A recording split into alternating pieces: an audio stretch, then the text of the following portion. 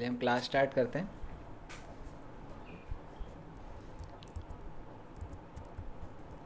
Chapter number 1 हमने complete कर लिया, basic concepts of macro economics. Basic concepts of macro economics हमने यहाँ पर चैप्टर कंप्लीट कर लिया। उसमें हमने क्या क्या टॉपिक्स पढ़े थे, नेशनल इनकम के बारे में हमें क्यों पढ़ना चाहिए, देन फिर हमने गुड्स का क्लासिफिकेशन समझा, स्टॉक वर्सेस फ्लो जाना, इन्वेस्टमेंट होता क्या है, ये हमने यहाँ पर इन्वेस्टमेंट का मीनिंग जाना, gross investments, net investments, fixed investment या फिर इन्वेंट्री इन्वेस्टमेंट, दो तरह के इन्वेस्टमेंट्स हमने यहाँ पर डिस्कस किए। Then there are 4 sectors of the economy, sectors के आपस में डिपेंडेंस क्या है, and then circular flow of income. ये बेसिक बेसिक कॉन्सेप्ट्स हैं जो कि हमने समझे, बट इस चैप्टर तक हम नेशनल इनकम कैलकुलेशन होती कैसे है उस पे हम नहीं गए थे। उसके पहले के थोड़े कॉन्सेप्ट्स हमने यहाँ पर समझ लिए। अब इस चैप्टर में हम नेशनल इनकम कैलकुलेशन कैसे होती है उसके हिसाब से हम यहाँ पर स्टार्ट कर रहे हैं। तो यहाँ से आपको चैप्टर थोड़े आसान लगेंगे कंपेयर टू प्रीवियस चैप्टर। पिछला चैप्टर थोड़ा फर्स्ट सा था, मैक्रो जो स्टार्ट हुई थी, तो थोड़ा कंपैरेटिवली डिफ़िकल्ट लग रहा होगा। अब आपको थोड़ा यहाँ पर आसान लगेगा ये चैप्टर। सो अब चैप्टर का नाम क्या है, national income and related aggregates.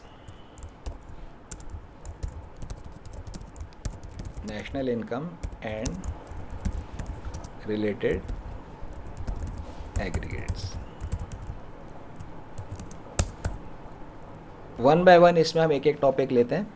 Related aggregates अभी आपको मतलब समझ नहीं आएगा, जब चैप्टर में आगे हम जाएंगे तब इसका मीनिंग हम समझेंगे। सबसे पहले हम स्टार्ट करते हैं, what is national income. National income होता क्या है?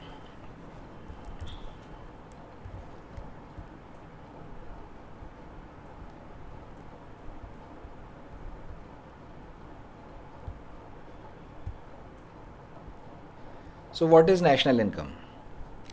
It is the sum total. Sum total मतलब कोई चीज़ है जिसे हमें ऐड करना है। सम total of factor incomes, factor incomes को जोड़ना है। अर्नड बाय नॉर्मल रेजिडेंट्स, ऐसी फैक्टर इनकम को जोड़ना है जो कि नॉर्मल रेजिडेंट्स ने अर्न करी हो। नॉर्मल रेजिडेंट्स कहाँ के?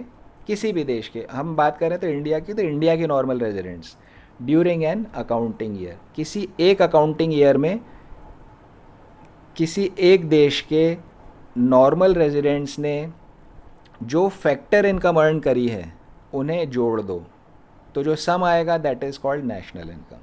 वापस रिपीट कर रहा हूँ, किसी एक अकाउंटिंग ईयर में किसी एक देश के नॉर्मल रेजिडेंट्स ने जो भी फैक्टर इनकम्स अर्न करी है उन सारी फैक्टर इनकम्स को ऐड कर दो, तो वो जो एडिशन आएगा that is called your national income. ठीक है ना? ये नेशनल इनकम की आपकी डेफिनेशन है। अगर 1 मार्क का आता है व्हाट इज़ नेशनल इनकम, तो ये डेफिनेशन आपको लिखनी है, सम total of factor incomes earn by normal residents of a country during an accounting year. ये पूरी डेफिनेशन हो गई। अब इस डेफिनेशन में ऐसी कौन सी टर्म्स है जो नई टर्म्स है? जैसे नॉर्मल रेजिडेंट, हमें नहीं पता नॉर्मल रेजिडेंट का क्या मतलब होता है, तो इसका मीनिंग हम आगे पढ़ेंगे। फैक्टर इनकम्स क्या होता है, इसका मीनिंग हमें मालूम नहीं है, इसका मीनिंग भी हम आगे पढ़ेंगे। सो हम पूरे चैप्टर को लिंक करके पढ़ रहे हैं, कोई भी पॉइंट ऐसा नहीं टॉपिक ऊपर नीचे करके हम नहीं पढ़ रहे। जैसे पिछले चैप्टर में भी पूरा चैप्टर लिंक था, क्लासिफिकेशन से हमने शुरू किया था, वहाँ से पूरा चैप्टर हमारा लिंक होकर चल रहा था। तो यहाँ भी ये नेशनल इनकम की डेफिनेशन है। अब फैक्टर इनकम क्या होती है हम जानेंगे, नॉर्मल रेजिडेंट्स क्या होता है वो हम यहाँ पर जानेंगे। This is my definition of national income, some total of factor incomes earned by normal residents of a country during an accounting year. So factor income. अब आते हैं, सबसे पहले हम डिस्कस करते हैं फैक्टर इनकम क्या होता है। ये प्रोड्यूसिंग यूनिट्स है सारी जो हमने बात करी थी, 4 सेक्टर्स ऑफ द इकोनॉमी। एक हाउस होल्ड होता है, एक प्रोड्यूसर होता है। सर्कुलर फ्लो ऑफ इनकम में भी हमने डिस्कस किया था। प्रोड्यूसिंग यूनिट्स हाउस होल्ड्स को देती है जो income, that is called factor income. हम क्या बात करेंगे, payments made by producing units, payments made by producing units to the households for the use of their factor services. तो सर्कुलर फ्लो ऑफ इनकम में हमने डिस्कस किया था कि हाउस से फैक्टर सर्विसेज प्रोड्यूसर के पास जाती है, हाउस से फैक्टर सर्विसेज प्रोड्यूसर के पास जाती है, और प्रोड्यूसर जो पेमेंट करता है हाउस को बदले में, उसको हम बोलते हैं फैक्टर इनकम. तो प्रोड्यूसर, यहाँ पर आप फोटो देखेंगे, इधर फैक्ट्रीज बनी हुई है, या प्रोड्यूसर्स, इधर हाउस होल्ड है. तो प्रोड्यूसिंग यूनिट्स ने हाउस को जो पेमेंट किया, that is called factor income. तो फैक्टर इनकम की अगर डेफिनेशन लिखने को आती है एग्जाम में, तो ये डेफिनेशन आपके लिए यहाँ नीचे लिखी हुई है. Payments made by producing units to the households for the use of their factor services. ये हमारी फैक्टर इनकम्स की वन लाइन डेफिनेशन है. समझ आ रहा है काव्या को? Yes sir. ओके. तो हमने नेशनल इनकम की डेफिनेशन समझ ली, फैक्टर इनकम की डेफिनेशन समझ ली. अभी फैक्टर इनकम में और भी पढ़ना है, ये अभी बेसिक इसकी डेफिनेशन हमने समझी है. अब यहाँ पे क्या हो रहा है, प्रोड्यूसिंग यूनिट ने हाउस होल्ड्स को पेमेंट किया है. किस चीज़ के लिए पेमेंट किया? उनकी फैक्टर सर्विसेज यूज़ करने के लिए. तो अब फैक्टर सर्विसेज का मीनिंग मालूम नहीं है कि फैक्टर सर्विसेज क्या होता है. तो अब हम जानते हैं फैक्टर सर्विसेज क्या होता है. ठीक है. तो फैक्टर सर्विसेज आपकी जो होती है, 4 तरह के फैक्टर्स ऑफ प्रोडक्शन हो सकते हैं. इधर हम लिखते हैं, there can be factor services, या हम इसको बोल सकते हैं factors of production. Factor services और factors of production, 4 factors of production होते हैं. ये तो काव्या को मालूम है, काव्या ने बताया था पिछली क्लास में एक बारी. लैंड, लेबर, कैपिटल और एंटरप्राइज. ये 4 factors of production. Basically factors of production का क्या मतलब हुआ, किसी भी चीज़ का प्रोडक्शन करना है, कुछ भी चीज़ हम बनाते हैं तो उसमें बहुत सारे रिसोर्सेज लगते हैं. रॉ मटेरियल लगेगा, लेबर लगेगी, पैसा लगेगा, ज़मीन लगेगी, मशीनें काम आएगी, बहुत सारी चीज़ें काम आती हैं. अब इतनी सारी चीज़ों को स्टडी कैसे करो? तो स्टडी करने का आसान तरीका क्या होता है, कैटेगराइज कर लो. तो हमने जितनी भी चीज़ें किसी भी प्रोडक्शन प्रोसेस में काम आती है, उनको 4 कैटेगरीज में बांट लिया. लैंड, लेबर, कैपिटल और एंटरप्राइज. सब चीज़ें जितनी भी आती है प्रोडक्शन प्रोसेस में काम में, सब चीज़ों को 4 कैटेगरीज में बांटा जा सकता है. कोई भी चीज़ की अगर स्टडी करनी होती है तो कैटेगराइज कर लिया जाता है. जैसे पिछले चैप्टर में हमने देखा था, गुड्स को हमने क्लासीफाई कर लिया था, कैपिटल गुड्स क्या होते हैं, प्रोड्यूसर गुड्स क्या होते हैं, तब हम उसकी स्टडी आसानी से कर पाए. तो जहाँ बहुत सारे हों उनको कैटेगराइज कर लिया जाता है स्टडी करने के लिए, है ना. जैसे आपके स्कूल में इतने सारे बच्चे हैं, खूब सारे स्टूडेंट्स हैं, प्रिंसिपल को आपके स्कूल की परफॉर्मेंस इवेल्युएट करनी है, तो प्रिंसिपल एक एक बच्चे की मार्कशीट देखने तो बैठेंगे नहीं. वो क्या करेंगे, पूरे स्कूल को कैटेगराइज कर लेंगे. अच्छा, प्राइमरी स्कूल के बच्चों का रिज़ल्ट कैसा आया, मिडिल स्कूल के बच्चों का रिज़ल्ट कैसा आया, सेकेंडरी वालों का रिज़ल्ट कैसा आया, सीनियर सेकेंडरी वालों का कैसा आया. कैटेगराइज कर लिया. अब उनको आसान हो गया, अब उनको पता पड़ जाएगा, अच्छा सेकेंडरी वाले का कम आ रहा है, अब वो सेकेंडरी वाले में ज़्यादा डेप्थ में जा सकते हैं, बाकी तीनों को छोड़ देंगे. या फिर साइंस वालों का रिज़ल्ट कैसा आया, कॉमर्स वाले का कैसा आया, आर्ट्स वालों का कैसा आया. तो कैटेगराइज कर लिया आपने. तो किसी भी चीज़ की स्टडी करनी हो उसको कैटेगराइज कर लिया जाता है, तो स्टडी करना आसान हो जाता है. तो इसी तरह से यहाँ पर जितनी भी चीज़ें प्रोडक्शन प्रोसेस में काम आती है, उन सारी चीज़ों को हमने 4 कैटेगरी में बांट लिया. Land, labour, capital and enterprise. तो इनको हम बोलते हैं फैक्टर्स ऑफ प्रोडक्शन, या फिर फैक्टर सर्विसेज भी आप इन्हें बोल सकते हो. तो एग्ज़ाम में अगर क्वेश्चन आता है give the names of factors of production, तो आपको चारों ये लिखने हैं. अगर वहाँ पे आता है कि give the name of any factor of production, चारों में से कोई भी आप वहाँ पर लिख सकते हो. अब आगे इनको थोड़ा सा हम इधर सीक्वेंस ऑर्डर चेंज कर लेते हैं.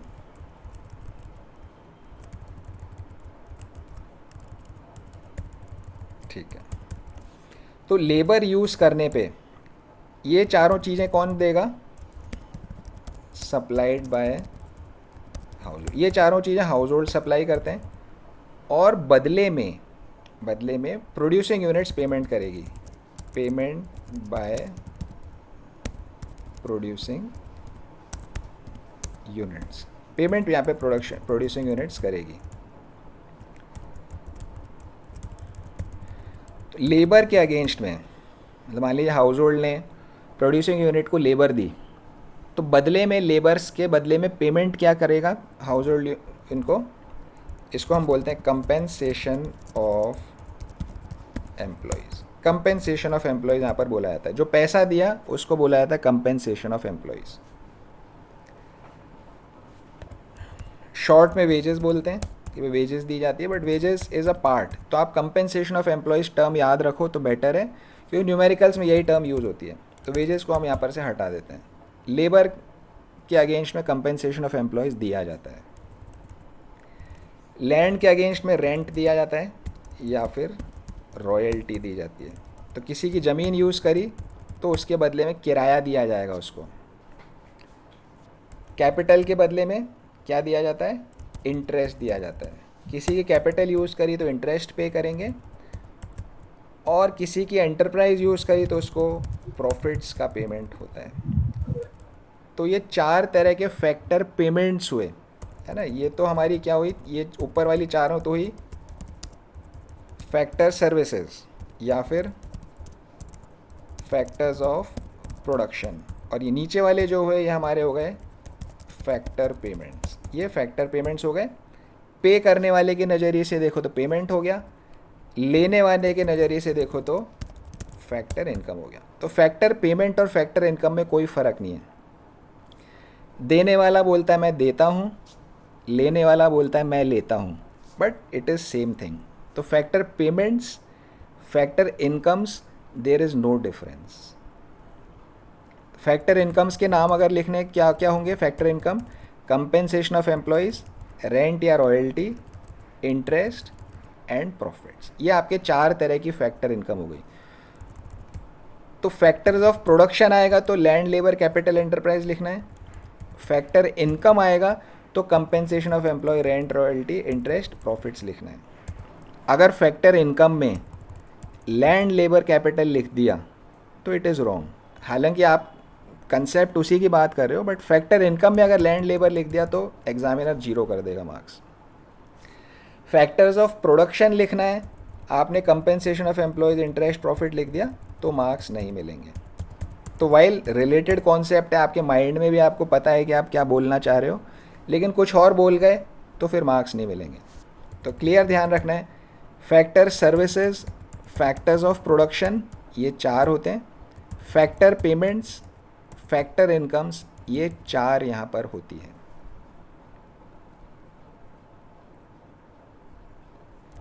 इस स्लाइड पे यही बताया गया है। Compensation of employees, factor incomes एक हो गया कंपेंसेशन ऑफ एम्प्लॉयज़, दूसरा हो गया रेंट या रॉयल्टी, ये लैंड के लिए होता है।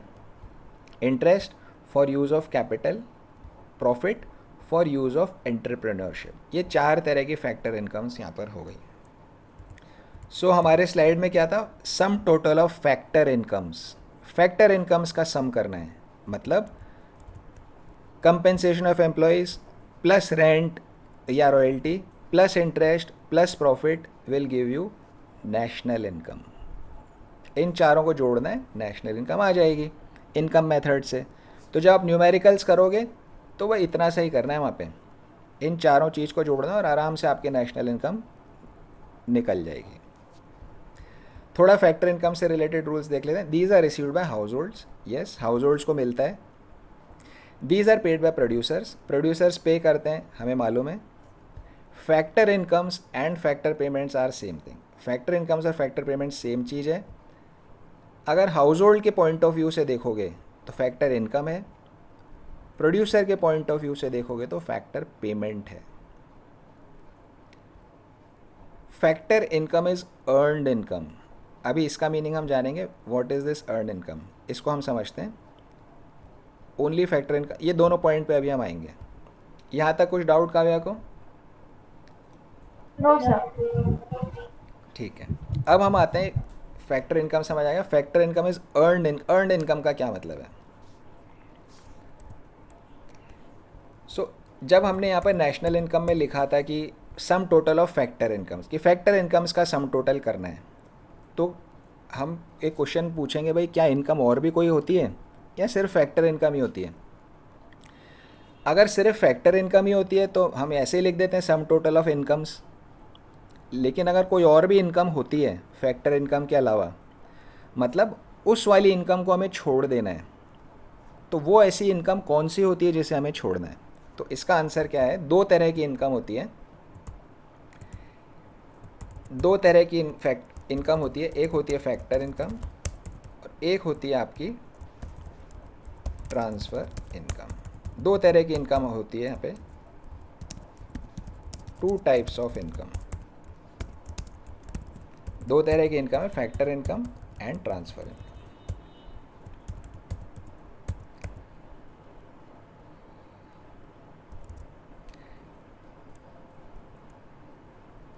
अब फैक्टर इनकम क्या होता है और ट्रांसफ़र इनकम क्या होता है?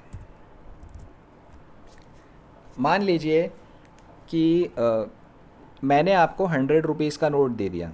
मैंने आपको 100 रुपीज़ का नोट दिया, मैं खुश हो के, भाई काव्या तो बहुत अच्छी बच्ची है, she is a very good girl, she is very studious, she is very courageous, तो मैंने 100 रुपीज़ काव्या को दे दिए। काव्या ने मुझे बदले में कुछ नहीं दिया है, बस जस्ट मैंने काव्या को देखा, उसकी अच्छी क्वालिटीज़ को मैंने देखा, and I gave her 100 rupees. That is ये एक बट काव्या के लिए इट इज़ इनकम। काव्या के लिए तो इनकम है क्योंकि she has received 100 rupees. Second case, Kavya मेरे पास आई, काव्या ने मेरा कुछ काम करके दिया, काव्या ने मुझे कुछ क्वेश्चन सॉल्व करके दिए, है ना, कि मैंने वो काव्या को बोला, काव्या मेरे से क्वेश्चन सॉल्व नहीं हो रहे, आप इंटेलिजेंट हो, यू सॉल्व दिस क्वेश्चंस। तो काव्या ने मुझे 20 क्वेश्चन सॉल्व करके दिए, मैंने काव्या को 100 रुपीज़ दिए। तो दोनों केसेस में क्या डिफरेंस? यहाँ भी 100 रुपीज़ काव्या की इनकम है, तो जब काव्या ने मुझे क्वेश्चन सॉल्व करके दिए तब भी काव्या की इनकम थी। जब काव्या ने कुछ नहीं किया, मैंने उसे 100 रुपीज़ दे दिए, वो भी काव्या की इनकम है। तो there are two types of income, दो तरह की इनकम यहाँ पर है। एक इनकम में तो काव्या ने मेहनत करी, फिर उसे कुछ मिला, शी हैज़ अर्नड, उसने अपनी मेहनत से, अपनी क्वालिटीज़ से कुछ काम करके दिया, उसके बदले में पैसा मिला, तो दिस इज़ अर्नड इनकम। उसने काम करके दिया और कमाया उसने, उसको अर्न किया उसने उसे। जब ऐसे खुश होकर के मैंने 100 रुपये दे दिए थे, तब भी काव्या की इनकम थी, बट वहाँ कुछ कमाया नहीं था काव्या ने, वो तो बैठी थी, मैंने जाके पैसे दे दिए, उसने ले लिए, भाई पैसे के लिए कौन मना करेगा। So that was unearned income, कमाया नहीं उसने कुछ भी, दैट वॉज अनअर्नड इनकम। लेकिन यहाँ पर उसने मेहनत करके और अर्न किया था। So factor income is earned income, transfer income is unearned income. ठीक है ना, तो फैक्टर इनकम जो होती है वो अर्नड इनकम कहलाती है, ट्रांसफ़र इनकम जो होती है वो अनअर्नड इनकम कहलाती है। तो फैक्टर इनकम का हमको सब हमें मालूम है सब चीज़, कंपेंसेशन, रेंट, इंटरेस्ट, प्रॉफिट्स। सो इन सब सारी इनकम्स के आगे कब अर्न हो रही है सारी इनकम? कंपेंसेशन। जब पहले क्या होता है, पहले हाउस होल्ड लेबर देता है, बदले में इनकम उसको मिलती है। हाउस होल्ड लैंड देता है, बदले में उसको इनकम मिलती है। हाउस होल्ड कैपिटल देता है, बदले में उसको इंटरेस्ट मिलता है। हाउस होल्ड एंटरप्राइज देता है, बदले में उसको प्रॉफिट मिलता है। तो हर एक केस में, फैक्टर इनकम के केस में, पहले हाउस होल्ड कुछ देता है, उसके बदले में उसको इनकम मिलती है, that is earned income. Examples, compensation of employees, rent, interest, profits. Transfer income के एग्जाम्पल्स क्या क्या हैं? गिफ्ट, किसी को गिफ्ट दे दिया, डोनेशन, किसी को ऐसे चंदा दे दिया, हिंदी में बोलते हैं डोनेशन, चैरिटी, है ना, ये भी इनकम है। जिसको मिल रहा है उसके नज़रिए से देखो तो this is also an income. लेकिन इस इनकम को पाने के लिए सामने वाले ने कुछ किया नहीं है, और हो सकता है पॉकेट मनी, बच्चों को पॉकेट मनी मिलती है, बदले में कुछ करते तो नहीं है, उनको वैसे मिल जाती है पैसे। तो ये ट्रांसफ़र इनकम का एग्जांपल है। तो फैक्टर इनकम और ट्रांसफ़र इनकम में दिस इज़ द डिफरेंस। जब नेशनल इनकम की बात करेंगे तो नेशनल इनकम में तो हम उसी इनकम की बात करेंगे जो हमारे देश के लोगों ने अपनी मेहनत से कमाई है ना। ऐसे किसी ने दे दिया उसको देश की इनकम क्यों माने हम। जो मेहनत से कमाई जाए उसी को नेशनल इनकम में लेंगे, जो ऐसे किसी ने दे दिया उसको हम नहीं लेंगे। So factor income considered in national income, transfer income not considered in national income. इसको नेशनल इनकम में हम नहीं लेते। तो इसलिए हमने नेशनल इनकम की डेफिनेशन में यहाँ पर सिर्फ फैक्टर इनकम लिखा, क्योंकि हम ट्रांसफ़र इनकम्स को हटाना चाहते थे। ट्रांसफ़र इनकम नहीं आएगा।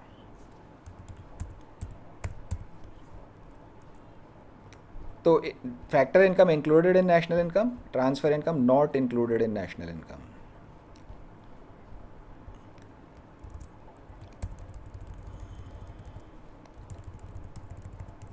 फैक्टर इनकम के हमने सारे एग्जांपल्स यहाँ पर लिख लिए। ट्रांसफ़र इनकम के कुछ कुछ एग्जांपल्स और हम यहाँ पर समझते हैं, जैसे gift, donation, charity, pocket money, ये तो आपको सब समझ आ गया। और भी होती है ट्रांसफ़र इनकम, जैसे old age pension, scholarship, unemployment allowance. ठीक है, इनका तीनों का मीनिंग और हम जान लेते हैं। स्कॉलरशिप तो आपको मालूम है काव्या को, व्हाट इज स्कॉलरशिप? सर अगर मार्क्स अच्छे आए तो स्कॉलरशिप यस, मिलती है। अगर कहीं मतलब मार्क्स अच्छे आते हैं, ये क्राइटेरिया होता है। बेसिकली स्कॉलरशिप का मतलब क्या है कि कोई इंटेलिजेंट बच्चे हैं, है ना, जिनमें कैपेबिलिटी है, उनको बढ़ावा देने के लिए, उनको एनकरेज करने के लिए उनकी फ़ीस ऐसा हो जाता है भाई, उनकी फ़ीस जो भी स्कॉलरशिप दे रहा है वो जना उसकी फ़ीस देगा, या उनको कुछ खर्चा करना होता है तो वो भी पैसे वो जना देता है। बट स्कॉलरशिप, जैसे मान लीजिए मैंने आपको स्कॉलरशिप दी, फॉर एग्ज़ाम्पल मैंने आपको स्कॉलरशिप दी, लेकिन बदले में आपने मुझे कुछ करके नहीं दिया है। सिर्फ आपकी अच्छी क्वालिटीज़ है, आप इंटेलिजेंट हो, मैं चाहता हूँ कि आप पढ़ाई में आगे बढ़ो, इसलिए मैंने आपको स्कॉलरशिप दिया, बट बदले में आपने कुछ मुझे करके नहीं दिया है। So it is also a transfer income. Scholarship भी एक ट्रांसफ़र इनकम है, just like gift, donation, charity. तो करोड़ों रुपए की स्कॉलरशिप हमारे देश के स्टूडेंट्स को मिलती होगी हर साल, उनके लिए वो इनकम है, लेकिन उस इनकम को इंडिया की नेशनल इनकम में नहीं जोड़ा जाएगा, because it is a transfer income. तो स्कॉलरशिप आप वहाँ पर नेशनल इनकम में नहीं लेंगे। सर फिर हम उसे एक्सपेंस मानेंगे। एक्सपेंस मानेंगे मीन्स? अभी ये जो ट्रांसफर इनकम है जो दे रहा है उसके लिए तो एक्सपेंस होगा ना, या उसके लिए गुडविल एक्सपेंस है, होगा। बट उसके लिए वो फैक्टर पेमेंट नहीं है। तो हम एक्सपेंड उस एंगल से भी सिर्फ फैक्टर पेमेंट्स को ही लेंगे, स्कॉलरशिप को नहीं लेंगे। तो देने वाले की तरफ से आप लो चाहे लेने वाले की तरफ से लो, हमें सिर्फ फैक्टर पेमेंट्स या फैक्टर इनकम को ही लेना है। ये ट्रांसफ़र इनकम या ट्रांसफ़र पेमेंट को छोड़ देना है। देने वाले के एंगल से it is a transfer payment, लेने वाले के एंगल से it is a transfer income. दोनों ही एंगल से आपको उसको छोड़ देना है। ठीक है। सर फिर जो दे रहा है हम्म। ट्रांसफर इनकम हाँ, उसके लिए ये गुडविल हुआ ना। उसके लिए गुडविल हुआ? Yes sir. नहीं नहीं नहीं, ये गुडविल नहीं है। स्कॉलरशिप का आप बोल रहे हो या ट्रांसफ़र इनकम का? नहीं, ये जो gift, donation, charity, unearned income, unemployment नहीं अलाउंस, नहीं, ओल्ड देखो एज, गुडविल, ये सारा चीज तो गुडविल हो गया। नहीं सारा गुडविल नहीं है। देखो मैंने अगर डोनेशन दिया किसी को, है ना, किसी को डोनेशन दिया कि भाई कोई अच्छा सोशल वर्क करता है उसको मैंने डोनेशन दिया, तो इसमें गुडविल कहाँ से आया बीच में? सर फिर जब हम सोशल वर्क करते हैं तो एक हम्म। टाइप ऑफ हमारे गुडविल में अटैच नहीं हो जाता। अच्छा, मतलब आप कह रहे हो कि कोई कोई कोई संस्था है वो सोशल वर्क करती है, अच्छा काम करती है, इसलिए उसकी गुडविल बन गई। नहीं नहीं, कोई ऐसे फर्म हाँ। चैरिटी करे, डोनेशन करे, सोशल वेलफेयर के लिए काम करे, हम्म। उसके लिए तो वो एक गुडविल हो जाएगा ना। मतलब पे करने वाले के लिए बोल रहे हो आप? Yes sir. नहीं, देखो गुडविल पे करने वाले के लिए गुडविल अगर है तो लेने वाले के लिए फिर गुडविल होना चाहिए वो। और दूसरे के लिए तो इनकम हुआ, उनको तो पैसा मिला। तो गुडविल के लिए तो पैसा मिलता ही तो है, पार्टनरशिप में फर्म को ही तो गुडविल मिलती है।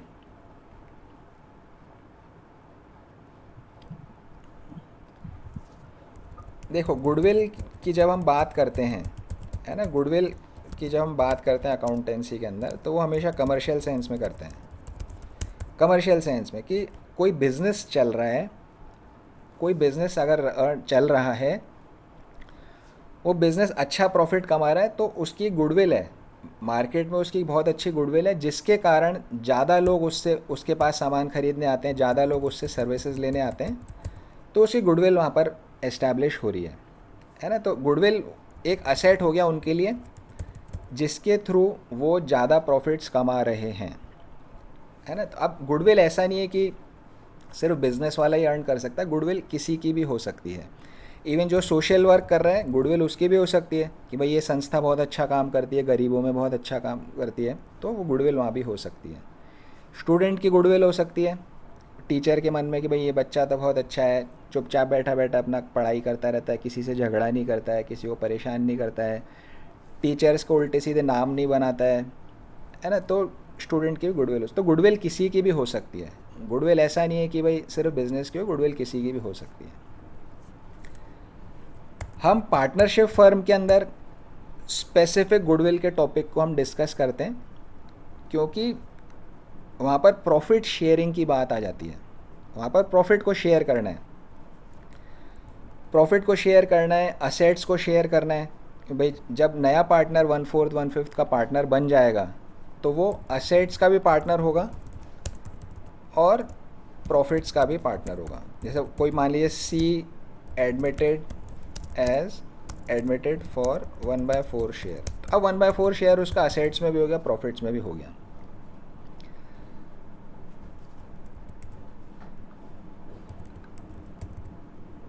जब असेट्स में उसका शेयर होता है ना, तो goodwill is also an asset.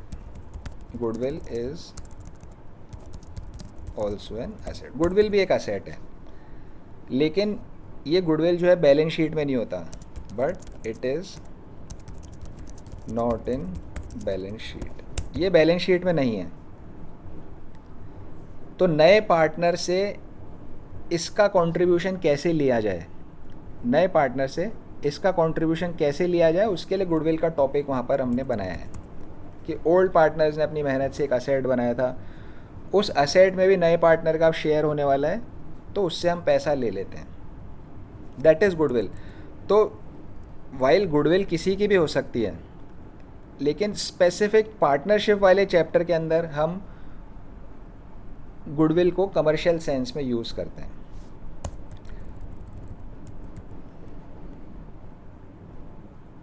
अब आप यहाँ पर बोल रहे हो कि अगर किसी ने किसी को डोनेशन दिया तो वो गुडविल है, हो सकता है गुडविल हो कि भाई कोई अच्छी सोशल सर्विस वाली संस्था है, उसका नाम अच्छा है, इसलिए मैं उसके पास जाके उसको डोनेशन दे रहा हूँ, लेकिन यहाँ मेरा ऑब्जेक्टिव उस संस्था में हिस्सा लेने का नहीं है, मेरा उस संस्था में ज्वाइन होने का ऑब्जेक्टिव नहीं है, तो यहाँ गुडविल नहीं है, इट इज़ सिंपल डोनेशन। पैसा दे दिया मैंने, फिर वो अपने रास्ते, मैं अपने रास्ते। थोड़ा क्लियर हुआ आप क्या पूछना चाह रहे थे इसमें? Yes sir. या अभी कुछ मिक्सअप हो रहे हैं? नहीं सर, अभी जैसे कि हमें अभी अकाउंट्स में बैलेंस शीट में डोनेशन दे दिया, वो अभी जैसे आपने बोला कि जब नया पार्टनर प्रीमियम फॉर गुडविल लाता है, वो गुडविल मशीन में भी हो सकता है, किसी भी एसेट की भी फॉर्म हो में, सकता है, किसी भी तो एसेट की फॉर्म डोनेशन में हो के सकता है। हिसाब से। हाँ, तो फिर डोनेशन एक एसेट नहीं है ना? नहीं, डोनेशन कोई एसेट नहीं है। अच्छा, डोनेशन लायबिलिटी भी नहीं है और एसेट भी नहीं नहीं, है, डोनेशन कोई एसेट नहीं है, डोनेशन तो एक तरह से खर्चा है, it is an expense for the pair. Pair के लिए एक्सपेंस है, रिसीवर के लिए इनकम है, प्रॉफिट एंड लॉस अकाउंट में जाएगा ये, है ना। It will not go to the balance sheet, ये प्रॉफिट एंड लॉस अकाउंट में जाएगा। Okay sir. चैरिटी दिया, चैरिटी और डोनेशन तो एक ही बात है। किसी को गिफ्ट दिया तो ये भी P&L का आइटम है। पे करने वाले के डेबिट साइड में जाएगा P&L में, रिसीव करने वाले के क्रेडिट साइड में जाएगा P&L में। तो गुडविल टर्म का यहाँ पर हम इसको कोरिलेट नहीं कर सकते। सो स्कॉलरशिप का मीनिंग हमें यहाँ पे समझ आ गया, it is a transfer income. Okay sir. Old age pension क्या होता है? बुढ़ापे में जो पेंशन नहीं लेती गवर्नमेंट। यस, बिल्कुल ठीक आपने बोला कि गवर्नमेंट ने क्राइटेरिया बना दिया कि भाई 60 ईयर से बड़े उम्र के या 70 ईयर से बड़े उम्र के, क्योंकि अब वो लोग ज़्यादा काम नहीं कर सकते पर उनको भी अपना घर का खर्चा चलाना है, तो गवर्नमेंट विल सपोर्ट देम। उन्होंने सारी जीवन देश की सेवा करी है, अब उनकी ओल्ड एज हो गई, अब वो काम नहीं कर सकते, तो government will pay them something. तो सिर्फ वो ओल्ड एज के हैं इसलिए उनको ये वाला पैसा मिल रहा है, अदरवाइज़ इस पेंशन को मिलने के लिए उन्होंने गवर्नमेंट को कुछ करके नहीं दिया है, ठीक है ना। तो it is also a transfer income या ट्रांसफ़र पेमेंट। तो old age pension is a transfer income या ट्रांसफ़र पेमेंट। अनएम्प्लॉयमेंट अलाउंस क्या होता है? जो लोग बेरोजगार होते हैं उनके लिए भी गवर्नमेंट थोड़ा बहुत करती होगी। बिल्कुल बिल्कुल। तो जैसे बूढ़े लोगों का को पे कर रही है, ऐसे अगर कोई बेरोजगार है तो उन्हें भी गवर्नमेंट कुछ देती है। यहाँ पर भी पता नहीं चलेगा कि बेरोजगार है। हाँ जी, पता कैसे चलेगा? Yes sir. उसके लिए उनको रजिस्ट्रेशन कराना पड़ता है कि हम बेरोजगार हैं, है ना। फिर उनकी कुछ डॉक्यूमेंट्स वगैरह सबमिट होंगे, गवर्नमेंट उनकी चेकिंग करेगी, फिर देन कंफर्म हो जाएगा कि ये एक अनएम्प्लॉयड पर्सन है। पर ये सारे प्रोसेस में तो बहुत ज़्यादा टाइम लगता होगा ना। यस, तो इतने सारे गवर्नमेंट डिपार्टमेंट्स होते हैं, गवर्नमेंट ऑफिसेज होते हैं। आपका आधार कार्ड बनता है, मालूम है आपका आधार कार्ड? Yes sir. तो 150 करोड़ की हमारी देश की पॉपुलेशन है, इतने सारे लोगों का आधार कार्ड बने, एक एक जने का फिंगरप्रिंट ले, एक एक जने की फ़ोटो खींचो, उसका नेम एड्रेस सब लिखो, कितना बड़ा काम है बड़ा काम, यस सर। है ना। बट हमारे देश के लोग कर देते हैं। तो सब बड़े बड़े काम हैं, है ना। जैसे जैसे आप इकोनॉमिक्स पढ़ोगे, इकोनॉमिक्स एक बहुत ही बढ़िया सब्जेक्ट है, जैसे जैसे आप इकोनॉमिक्स पढ़ोगे आप जानोगे कि कमर्शियल वर्ल्ड में क्या होता है। तो इस सेंस से कि मुझे नॉलेज एक्वायर करनी है, वाकई में जान करके कुछ होता है ना, हमको किसी चीज़ के बारे में पता पड़ता है, एकदम से खुशी होती है, वाह यार अच्छा ऐसा भी होता है दुनिया में। तो उस फीलिंग से अगर हम जैसे इकोनॉमिक्स पढ़ते हैं तो हमारा इंटरेस्ट डेवलप होता है और कई नई चीज़ें बहुत बढ़िया बढ़िया आपको जानने को यहाँ पर मिलेगी। जैसे मैं आपको एक एग्जांपल देता हूँ, अभी आपको पता है महंगाई बढ़ रही है, इन्फ्लेशन बढ़ रहा है इस साल, यस सर। है ना। तो जब हमने लास्ट ईयर हम पढ़ रहे थे 12th क्लास में, तो क्लास में हमने उसी टाइम डिस्कस कर लिया था कि नेक्स्ट ईयर महंगाई होने वाली है। उस वक्त किसी को पता नहीं था कि महंगाई होने वाली है, बट जो इकोनॉमिक थ्योरी आपके सिलेबस में है उन, हाँ जी, आपने प्रेडिक्शन किया कि महंगाई होने वाली है। देखो मैंने कोई प्रिडिक्शन नहीं किया, जो आपकी बुक के अंदर चैप्टर में थ्योरी बताई हुई है, जब आगे हम चैप्टर्स पढ़ेंगे तो आप भी प्रिडिक्शन कर लोगे उस चीज़ का, है ना। तो कोई ऐसा बहुत बड़ा काम नहीं किया गया है। ओनली थिंग इज़ कि जो थ्योरी आपकी पढ़ी, जब आप वो थ्योरी पढ़ोगे, एग्रीगेट डिमांड एग्रीगेट सप्लाई के चैप्टर जब हम पढ़ेंगे तो आप भी प्रिडिक्शन कर लोगे कि अगले साल महंगाई आने वाली थी, है ना। बट हमने लास्ट ईयर क्लास में पहले से डिस्कस कर लिया था कि inflation is about to come, और वो इन्फ्लेशन अभी होने भी लग रहा है। तो दिस सेंस कि प्रैक्टिकल एग्जाम्पल के साथ हमें इकोनॉमिक्स को कोरिलेट करके और आगे चलना है। सो ओल्ड एज पेंशन आपका मीनिंग आपको पता है, अनएम्प्लॉयमेंट अलाउंस आपको पता है, स्कॉलरशिप पता है। तो ये सारी चीज़ें जो है these are all earned incomes, बदले में कुछ आपने उसके लिए किया नहीं। ओल्ड एज पेंशन में एक और चीज़ का ध्यान रख लेना पड़ता है, वर्सेस रिटायरमेंट पेंशन। वर्सेस एक रिटायरमेंट पेंशन भी यहाँ पर होती है। ओल्ड एज पेंशन तो हो गया जो बूढ़ा हो गया उसको मिलेगी, रिटायरमेंट पेंशन अलग होती है। रिटायरमेंट पेंशन क्या होता है? Employer pays to employee, employer employee को यहाँ पर पे करता है। वो कैसे करता है कि भाई रिटायर हो जाएगा आदमी तब उसको पे करेंगे। मान लीजिए कोई एम्प्लॉई ₹100 पर मंथ अर्न करता है, 100 पर मंथ यहाँ पर अर्न करता है। एम्प्लॉयर क्या करेगा, उसमें से ₹10 पर मंथ डिडक्ट कर लेगा, ₹10 पर मंथ काट लेगा, और ₹90 per month will be paid to employee. 100 रुपये पर मंथ मान लीजिए किसी की सैलरी है, 10 रुपये पर मंथ काट लेंगे, अभी 90 रुपये उसको एम्प्लॉय को हम हर महीना पे करेंगे। जब वो बूढ़ा हो जाए, जब वो रिटायर हो जाएगा, मतलब बेसिकली रिटायरमेंट बूढ़े के टाइम ही होते हैं, 58 या 60 एज के बाद होते हैं, तब ये 10-10 रुपये करके जितने पैसे इकट्ठे हुए हैं, 10-10 रुपये करके जो भी पैसा इकट्ठा हुआ, ये सारा पैसा उसे मिल जाएगा एम्प्लॉय को। तो ओल्ड एज पेंशन और रिटायरमेंट पेंशन में फ़र्क हो गया। रिटायरमेंट पेंशन तो आपको अपने एम्प्लॉयर से मिल रही है। क्यों मिल रही है? क्योंकि आपने उसको कुछ काम करके दिया था, उसके बदले में मिल रही है। ओनली थिंग इज़, जब काम कर रहे थे तब नहीं मिली, अब रिटायरमेंट के बाद 60 ईयर्स की एज के बाद मिल रही है। ओल्ड एज पेंशन में ऐसा कुछ नहीं है। ओल्ड एज पेंशन में आपने कुछ काम करके नहीं दिया, आज गवर्नमेंट ने देखा अच्छा आप बूढ़े हो, लो आप 100 रुपये ले लो।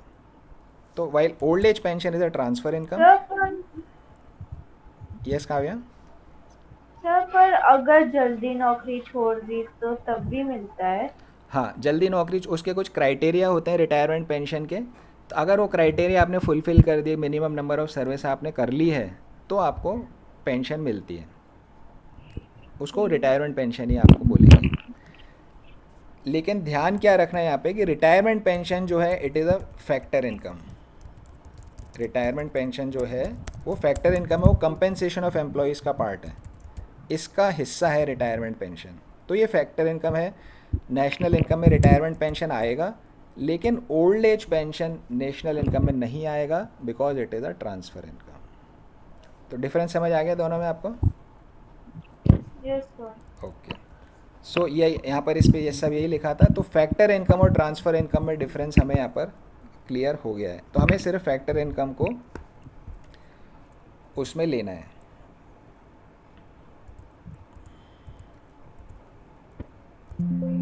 तो ये फैक्टर इनकम्स का हमने यहाँ पर टॉपिक अच्छे से समझ लिया। अब हम नेक्स्ट चलते हैं टॉपिक फैक्टर्स ऑफ प्रोडक्शन। ये जो फैक्टर्स ऑफ प्रोडक्शन की बात हो रही है कि लैंड और कैपिटल, एंटरप्रेन्योरशिप और ये सब है, लेबर, ये सब होता क्या है?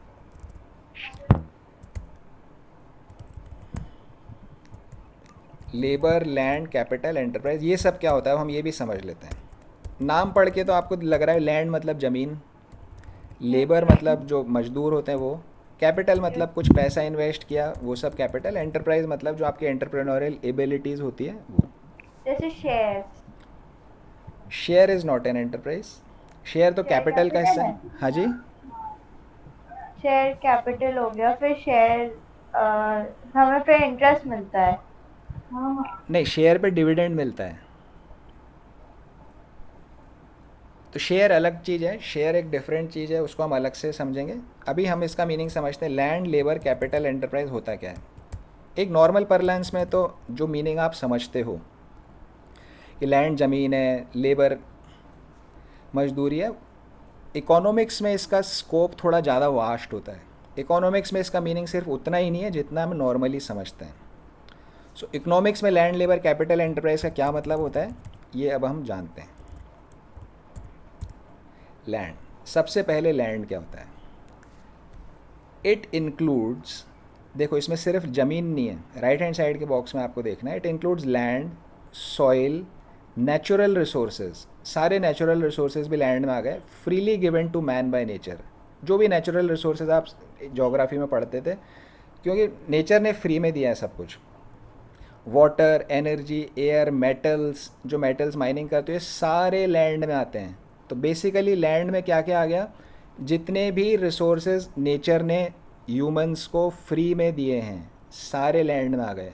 सिर्फ ज़मीन की बात नहीं है, सारे नेचुरल रिसोर्सेज आपके लैंड में आते हैं। तो स्कोप देखो आप, सिर्फ ज़मीन नहीं है, स्कोप बहुत वास्ट हो गया इसका। देखो वास्ट स्कोप हो गया।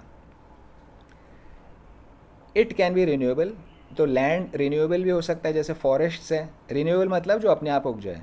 तो फॉरेस्ट अपने आप उग जाते हैं, फिर आग लग जाती है वहाँ पे, फिर वापस उग जाते हैं, तो रिन्यूएबल है।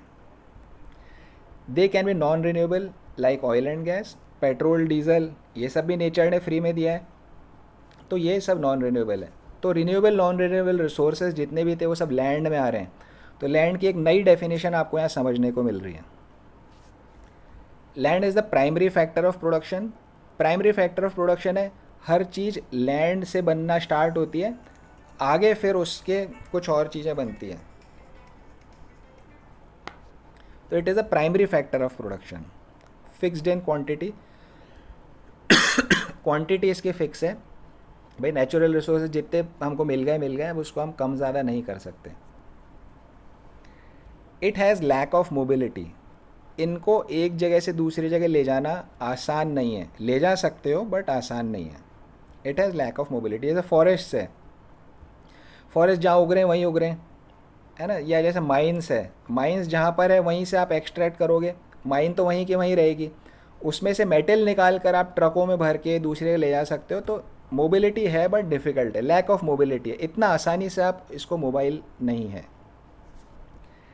It's supply is in elastic, क्योंकि क्वांटिटी फिक्स है तो सप्लाई इन इलास्टिक है, बढ़ा नहीं सकते आप उसे। इन इलास्टिक मतलब इलास्टिक तो खींच के बढ़ा लो, इन इलास्टिक उसे आप बढ़ा नहीं सकते।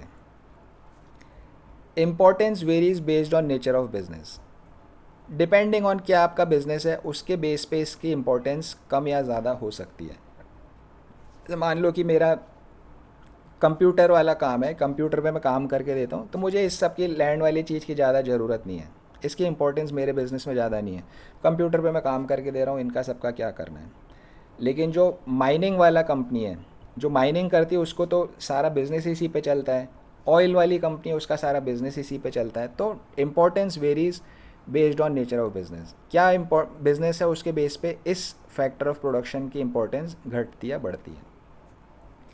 इट कुड बी रिन्यूएबल या नॉन रिन्यूएबल, ये हम पढ़ चुके हैं, रिन्यूएबल नॉन रिन्यूएबल दोनों चीज़ हो सकती है। तो दिस इज़ लैंड, ये लैंड का मीनिंग हमें यहाँ पर समझ आया।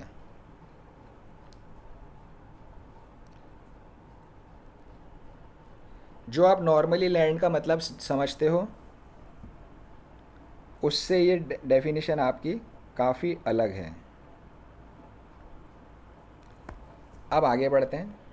लेबर, लेबर मतलब जो आप अपने मन में समझते हो वही है, बट ओनली थिंग इज़ कि यहाँ लेबर सिर्फ मजदूर की बात नहीं है, पढ़े लिखे डॉक्टर, इंजीनियर, साइंटिस्ट सब लेबर में आ गए यहाँ पे, है ना। तो it includes human efforts that contribute to the production, इसमें ह्यूमन एफर्ट्स इंक्लूडेड है। It is the effort and not the person, person की बात नहीं है, जो मेहनत करी गई उसकी बात है यहाँ पे। It can be engineer, doctor etcetera, कोई भी यहाँ पर हो सकता है। So this is the active factor of production, rest are all passive. ये एक्टिव क्यों है? क्योंकि ये रिसोर्स है जो कि बाकी रिसोर्सेज पे काम करता है, बाकी सब पैसिव है। लेबर उन पे काम करती है तब उससे प्रोडक्शन होता है। This is inseparable from labourer, labourer से सेपरेट नहीं कर सकते। बट डॉक्टर जो मेहनत करेगा, डॉक्टर से उसको काट के अलग नहीं किया जा सकता, वो तो लेबर के साथ है। जहाँ लेबर जाएगा वहीं पर उसकी मेहनत भी उसके साथ जाएगी। It is perishable and cannot be stored, ये पेरिशेबल है, इसको स्टोर नहीं किया जा सकता। मान लीजिए कि मुझे आपको पढ़ाना है, मेरी एफर्ट है। अगर आपने मुझे सुबह 10 बजे से 5 बजे तक के लिए पढ़ाई कराने के लिए रखा है, 10 से 5 पढ़ाई के लिए रखा है, 10 से 2 तक आपने मेरे से कुछ काम नहीं कराया, तो वो 10 से 2 वाला काम मेरा ख़त्म हो गया। अब ऐसा नहीं कर सकते कि आप मेरी 10 से 2 की मेहनत बचा के रख लोगे और कभी और काम में ले लोगे, दैट इज़ नॉट पॉसिबल। ये पेरिशेबल है, ख़त्म हो जाती है टाइम के साथ, इसको आप स्टोर करके नहीं रख सकते। Quality depends on motivation, skills and education. मेरी क्या स्किल्स है, मेरी क्या एजुकेशन है, मेरा कितना मोटिवेशन है काम करने का, उस पर मेरी क्वालिटी, लेबर की क्वालिटी डिपेंड करती है। Less mobility compare to capital, capital के मुकाबले कम मोबाइल है, क्योंकि लेबर फैमिली की भी होती है, चॉइसेस भी होती है, कोई अपनी फैमिली से दूर नहीं जाना चाहता, या कोई मान लीजिए कोई नॉर्थ इंडियन है, साउथ में जाके नहीं रहना चाहेगा कि वहाँ का खाना मुझे भाता नहीं है, कल्चर का डिफरेंस हो जाता है। तो कई सारे कारण यहाँ पर हो सकते हैं, कोई दूसरे देश में नहीं जाना चाहता। तो मोबिलिटी तो है लेबर में, लेकिन कैपिटल के मुकाबले मोबिलिटी कम है लेबर की। कैपिटल को तो आराम से ट्रक में डालो और कहीं भी ले जाओ, अभी कैपिटल का मीनिंग हम आगे जानेंगे। तो लैंड और लेबर दोनों समझ आ गए? Yes sir. ओके, तो आप डेफिनेशन बिल्कुल इकोनॉमिक्स में एक नई तरह से पढ़ रहे हो, स्कोप काफ़ी वास्ट है। अब आ गया कैपिटल। कैपिटल सिर्फ पैसा नहीं है, कैपिटल में machineries, tools, buildings, light fixture, tractor, सारी चीज़ें कैपिटल हैं। All types of fixed assets are capital. Things that are produced to produce other things, वो चीज़ें जो बनाई जाती है कुछ और चीज़ बनाने के लिए, जैसे मशीन्स है. अब मशीनें नेचर ने हमको फ्री में नहीं दी है ना. नेचर ने तो फ्री में आपको मेटल्स वगैरह दे दिए, वो आपका लैंड में आ गया. अब उन मेटल्स से मशीन बनाई आपने, उस मशीन से आप कुछ और जूते चप्पल टॉफ़ीज़ वो सब चीज़ बनाओगे. तो कैपिटल क्या होता है? Things that are produced to produce other things, ऐसी चीज़ बनाई जो दूसरी चीज़ बनाने के काम आएगी, जैसे machines. They satisfy human wants in subsequent years. तो ये जब जिस साल में मशीन बनेगी उस साल में वो ह्यूमन वांट को सेटिस्फाई नहीं करेगी, बिकॉज इस साल मशीन बनी है, इस मशीन को काम में लेकर कोई और कंज्यूमर गुड अगले साल बनेगा, तब ह्यूमन वांट का सेटिस्फेक्शन होगा. तो कैपिटल से ह्यूमन वांट उसी साल में सेटिस्फाई नहीं हो जाती जिस साल में बन रही है. सब्सिक्वेंट ईयर्स में इनडायरेक्टली ह्यूमन वांट सेटिस्फाई होती है कैपिटल से, क्योंकि इनको बनाया गया है, नेचुरल रिसोर्स नहीं है. So they are also called produced means of production. Produced means of production है. लैंड तो क्या था? नेचुरल मीन्स ऑफ प्रोडक्शन था. ये प्रोड्यूस्ड मीन्स ऑफ प्रोडक्शन है. ये भी एक पैसिव फैक्टर है. लेबर को छोड़ के बाकी तीनों पैसिव फैक्टर हैं. It has high mobility. इसकी हाई मोबिलिटी है, जहाँ मशीन लगानी है वहाँ ले जाओ मशीन को, ठीक है ना. तो it has high mobility. It depreciates with time, ये हम पिछले चैप्टर में पढ़ चुके हैं. टाइम के साथ इनका वियर एंड टीयर होता है. तो दिस इज़ कैपिटल. तो कैपिटल का मतलब सिर्फ पैसा नहीं है, कैपिटल का मतलब सारे फिक्स्ड एसेट्स आपके इसके अंदर आ गए. Produced means of production. तो लैंड और कैपिटल में यही डिफरेंस है. लैंड में तो वो चीज़ें आ गई जो नेचर ने आपको फ्री में दी है. कैपिटल में मैन मेड थिंग्स यहाँ पर कैपिटल में आ गई. तो यहाँ पर कैपिटल का भी एक नया नज़रिया आपको देखने को मिल रहा है. एंटरप्राइज, चौथा इज एंटरप्राइज. अब आप सुनते हो कि भाई एंटरप्रेन्योर बनेंगे, बड़े हो के एंटरप्रेन्योर बनेंगे, सुना है आपने? Yes sir. तो वो होता क्या है एंटरप्रेन्योर? सर एंटरप्रेन्योर मतलब कि सेल्फ एम्प्लॉय करना अपने आप को. क्या करना? अपने आप को सेल्फ एम्प्लॉय मतलब कुछ ऐसे इनोवेशन करना, अपना एक फर्म खोल, ऐसे ओके ओके, बिजनेस करना. ठीक है. सो एंटरप्रेन्योर मतलब बेसिकली आपने क्या किया कि आपने कोई नया बिजनेस स्टार्ट किया, है ना. तो एंटरप्रेन्योर यूजुअली हम क्या मीनिंग समझते हैं कि मैं अपना बिजनेस शुरू करूँगा, उसके अंदर खूब सारे लोग काम करेंगे, वहाँ पर मैं खूब सारा प्रोडक्शन करूँगा या सर्विसेज दूंगा, करोड़ों रुपए कमाऊँगा, दैट इज़ एंटरप्रेन्योर, है ना. वही मीनिंग होता है, बट थोड़ा सा रिफाइन करके हम उसको देखते हैं. एंटरप्रेन्योर का बेसिकली मतलब क्या है? सिर्फ एंटरप्रेन्योर वही जना नहीं है जो करोड़ों रुपया कमा रहा है, बड़ी कंपनी बना ली, वही एंटरप्रेन्योर नहीं होता. एंटरप्रेन्योर को छोटी सी दुकान खोलने वाला भी हो सकता है. एनीथिंग, कुछ भी आपने काम किया, छोटा हो चाहे बड़ा हो, उससे काम के साइज से एंटरप्रेन्योर डिसाइड नहीं होता. एंटरप्रेन्योर होता क्या है? एंटरप्रेन्योर का क्या काम है? बाकी तीनों फैक्टर्स ऑफ प्रोडक्शन को एक जगह इकट्ठा करेगा और बिजनेस स्टार्ट करेगा, ठीक है ना. It puts together all other factors of production. बाकी सारे फैक्टर्स ऑफ प्रोडक्शन को वो लेकर आए. मतलब जैसे मान लीजिए मैंने एक छोटी सी बुक शॉप ओपन करी, है ना. बड़े बिजनेस की हम बात नहीं करते. मैंने एक छोटी सी बुक शॉप ओपन करी है. बुक शॉप मैंने ओपन करी. अब बुक शॉप मैं कैसे ओपन करूँगा? मैं पहले एक बिल्डिंग बनाऊँगा जहाँ पर मेरी शॉप होगी, है ना. तो शॉप मेरी हो गई तो बिल्डिंग, तो मैंने कैपिटल को लेकर के आया. वहाँ पर मेरे बुक्स वगैरह मैं ख़रीद के लाऊंगा, बेसिकली वो भी हमारी कैपिटल ही है. फिर मैं वहाँ पर कुछ लोगों को हायर करूँगा मेरी शॉप में काम करने के लिए, तो मैंने लेबर को वहाँ पर के लेकर के आया, ठीक है ना. लैंड का वहाँ पर ज़्यादा कुछ काम नहीं है मेरे बुक शॉप के एग्जाम्पल में, तो इट इज़ फाइन. तो कहने का मतलब क्या है कि मैंने बाकी तीनों फैक्टर्स ऑफ प्रोडक्शन को वहाँ पर इकट्ठा किया और अब बिज़नेस मेरा स्टार्ट होगा, बुक शॉप मेरी स्टार्ट हो जाएगी.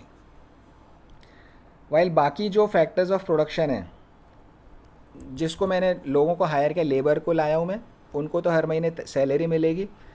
अब इस बुक शॉप चले ना चले, प्रॉफिट हो लॉस हो, उसको तो उसकी सैलरी वहाँ पर मिल जाएगी, ठीक है ना. कैपिटल जो मैं बिल्डिंग मैंने कंस्ट्रक्ट करी या वहाँ पर कुछ मैंने मशीन्स वगैरह लगाई, तो जिससे भी मैंने बिल्डिंग खरीदी या मशीन खरीदी, उसको मैंने उसका पैसा दे दिया. अब आगे बुक शॉप चले ना चले, उससे उस बिल्डिंग देने वाले को कोई फ़र्क नहीं पड़ता। तो उन्होंने कोई रिस्क नहीं लिया, बट मेरी रिस्क है, आई टेक रिस्क। एंटरप्रेन्योर जो है वो रिस्क लेता है। अगर शॉप नहीं चली तो सारी मेहनत डूब जाएगी, सारा पैसा जो इन्वेस्ट किया है वो सारा डूब जाएगा।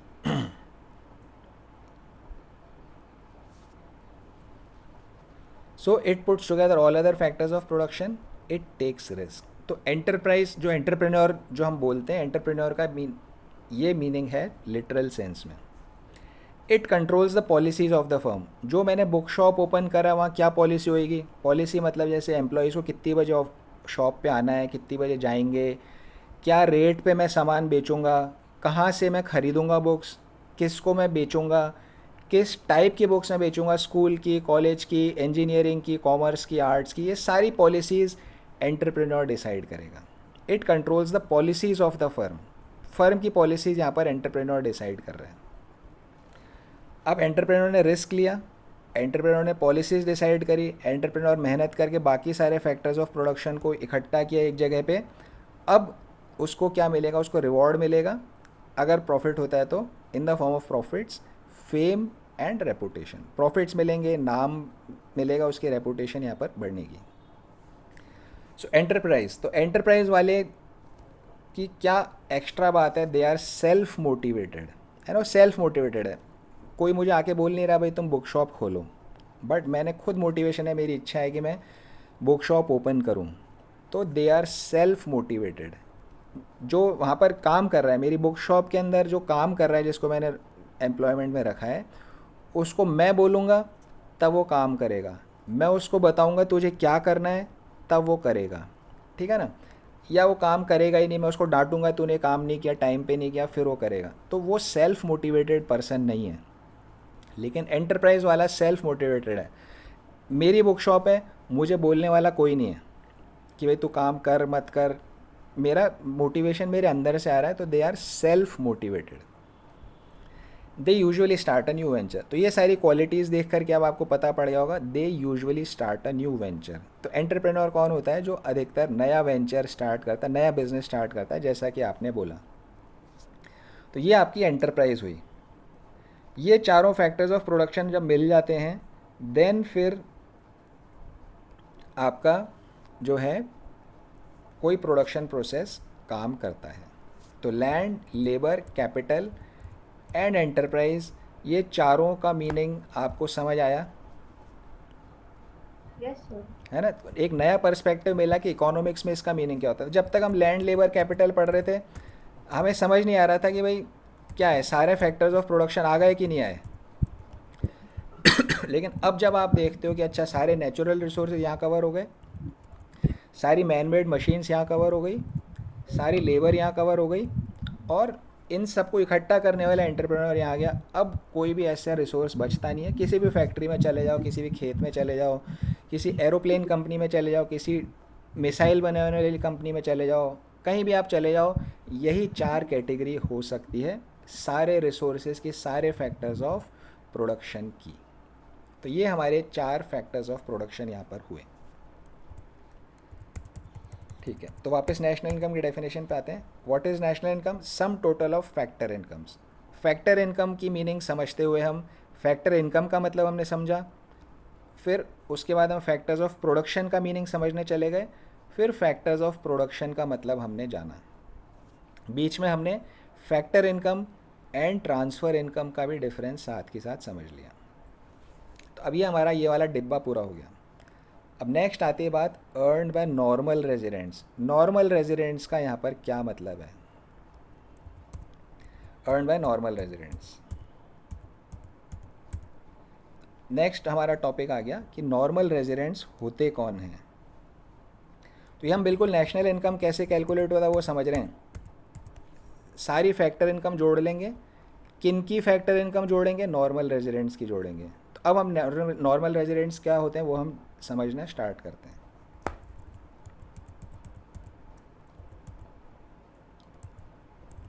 तो हम पूरे चैप्टर को एक चेन में रख कर समझ रहे हैं ताकि हमें कहीं भी कोई कन्फ्यूज़न ना रहे। अब नॉर्मल रेजिडेंट्स क्या होते हैं।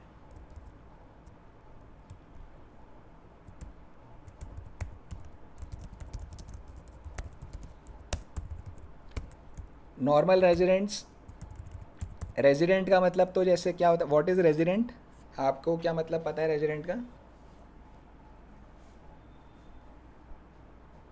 सर जो ऐसे रहते हैं कहीं वो रेजिडेंट्स होते, हाँ, जैसे कोई कि भी जहाँ रहता है वो। वहाँ का रेजिडेंट हो गया, है ना। जैसे आपकी कॉलोनी में कोई रहता है तो कॉलोनी का रेजिडेंट हो गया, कोई मुंबई में रहता है तो मुंबई का रेजिडेंट हो गया, वो रेजिडेंट हो गया।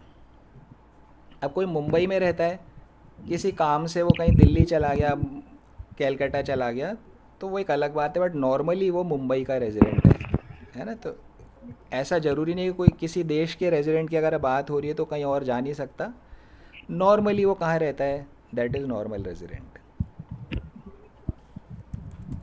अब नॉर्मल रेजिडेंट के दो दो फीचर्स हैं नॉर्मल रेजिडेंट के। पहला क्या है, one who ordinarily resides, one who ordinarily resides in the country. जिस कंट्री की हम नेशनल इनकम निकालने की बात कर रहे हैं, जिस कंट्री की हम नेशनल इनकम निकालने की बात कर रहे हैं, उस कंट्री में वो नॉर्मली रहता है। One who ordinary resides in the, जैसे हम इंडिया की नेशनल इनकम की बात कर रहे हैं, तो जो भी लोग नॉर्मली इंडिया में रहते हैं उनको हम नॉर्मल रेजिडेंट्स ऑफ इंडिया बोलेंगे। नॉर्मली, अब ये तो समझ में नहीं आता है नॉर्मली क्या होता है, ऑर्डिनरीली का क्या मतलब हुआ, मोर देन 1 ईयर।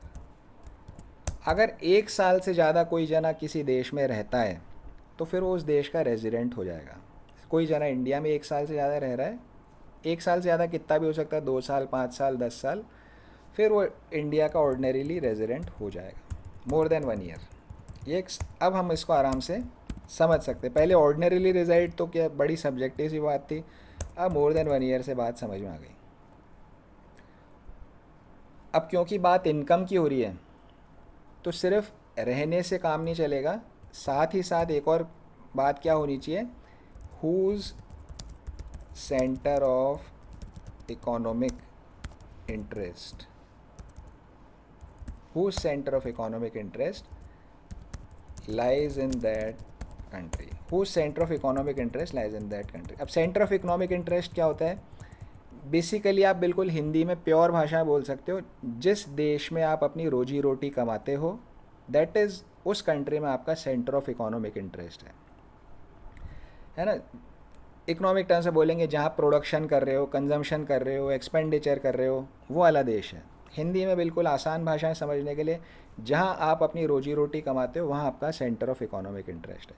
तो दो कंडीशन एक साथ पूरी होनी चाहिए, ऑर्डिनरीली रिसाइड कर रहे हो उस कंट्री में, ऑर्डिनरी रिसाइड मतलब मोर देन 1 ईयर, और जहाँ पर सेंटर ऑफ इकोनॉमिक इंटरेस्ट आपका है जिस देश में, दोनों कंडीशंस पूरी होती है तो आप उस देश के नॉर्मल रेजिडेंट कहलाओगे और आपकी इनकम उस देश की नेशनल इनकम में ऐड होएगी।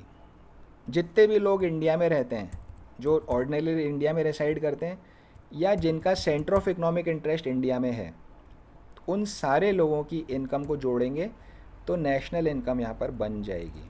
वापस डेफिनेशन देखते हैं, सम total of factor incomes earned by normal residents of a country during an accounting. तो नॉर्मल रेजिडेंट्स जितने भी थे, नॉर्मल रेजिडेंट मीन्स ऑर्डिनरीली उस देश में रहता है और उसका इकोनॉमिक इंटरेस्ट उसी कंट्री में है, ऐसे सारे लोगों की फैक्टर इनकम्स को जोड़ना है, ट्रांसफ़र इनकम छोड़ देना है, तो नेशनल इनकम आपकी बन जाएगी।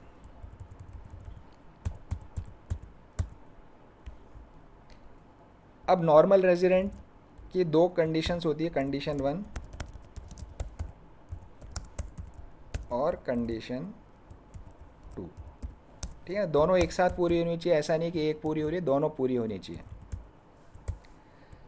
अब normal resident can be an individual, कोई इंडिविजुअल भी हो सकता है या कोई इंस्टीट्यूशन भी यहाँ पर हो सकता है। इंस्टीट्यूशन मतलब कंपनीज, फर्म्स, ऑफिसेज जो भी है वो सब इंस्टीट्यूशन हो गए, संस्था बेसिकली आप जो बोलते हो।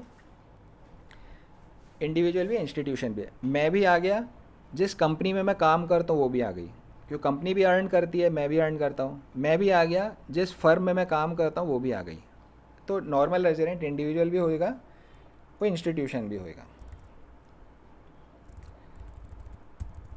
Need not be a citizen.